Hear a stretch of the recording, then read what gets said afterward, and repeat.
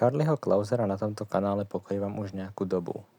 A tentokrát to nebude klasický industriálny zvuk. Ideme sa tu baviť o seriáli, ktorý mu umožnil niečo viac. Hovorím konkrétne o Wayward Pines. Wayward Pines nie je klasický horor. Je to príbeh o kontrole, izolácii a strate slobody. Postavy majú pocit, že sú sledované a že realita je falošná. A presne tak znie aj hudba. Klauser tu nepoužíva výrazné témy. Nepamätáš si melódiu. Pamätáš si pocit.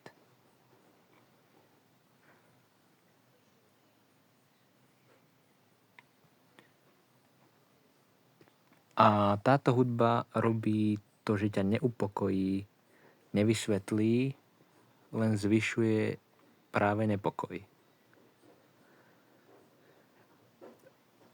Charlie je známy kvôli sériám ako So a Dead Silence. Ale Wayward Pines mu dalo možnosť urobiť niečo iné, niečo viac.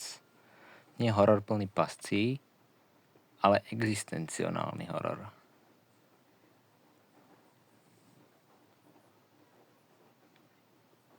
Charlie, čo sa týka tejto hudby, tak je postavená úplne minimalisticky.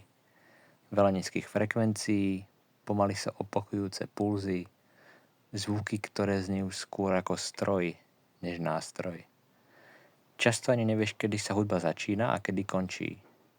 A taký bol koniec koncov záber. Má to pôsobiť ako súčasť prostredia. Prečo je ale tá hudba taká znepokojujúca? Klauser tu pracuje s ľudskou neistotou. Hudba ti nedá rozuzlenie, nedá ti dokonca ani emóciu. Len naznačí, že sa tu niečo deje. Preto je to rovnaký princíp ako So, ale oveľa tichší, zrelší a psychologickejší. Porovnanie so So. V So je hudba agresívna, mechanická, brutálna. Vo Wayward Pines je potláčaná, tlmená. Ako keby sa snažila nebyť počuť. A práve preto to funguje. Soundtrack Wayward Pines nie je o hudbe, ktorú si pustíš samostatne. Teda ako samozrejme môžeš si ju pustiť samostatne. Ale najlepšie funguje, keď je spojená s príbehom.